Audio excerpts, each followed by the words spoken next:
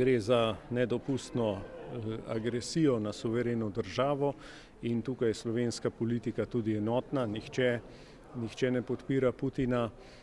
Treba je vedeti, da ne gre za napad ruskega naroda na ukrajinskega, ampak gre izključno za Putinov napad. Putin, ki je ostal v času in prostoru, ki sanja neke stare ureditve, ki so nekoč bile, in tokrat je šel predaleč, mislim, da je prestopil to mejo, ko koraka nazaj več ni, je postal precej izoliran od ostalega sveta. Vemo, da tudi Kitajska zdaj že ne podpira več tako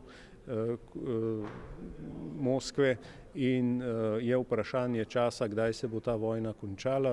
Verjetno se bo za zeleno mizo, tako kot vse vojne, in potem bo sledila težka in mukotrpna obnova Ukrajine in Slovenija že zdaj pomaga Ukrajini in tukaj ni nobene dileme, da vlada s pomočjo pravilno postopa.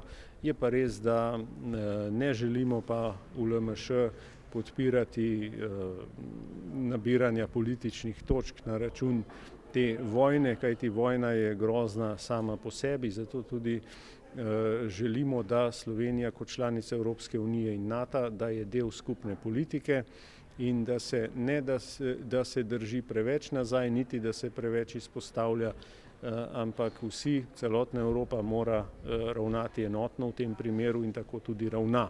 Zato pričakujem in upam, da se bo ta nesmiselna vojna čim prej končala.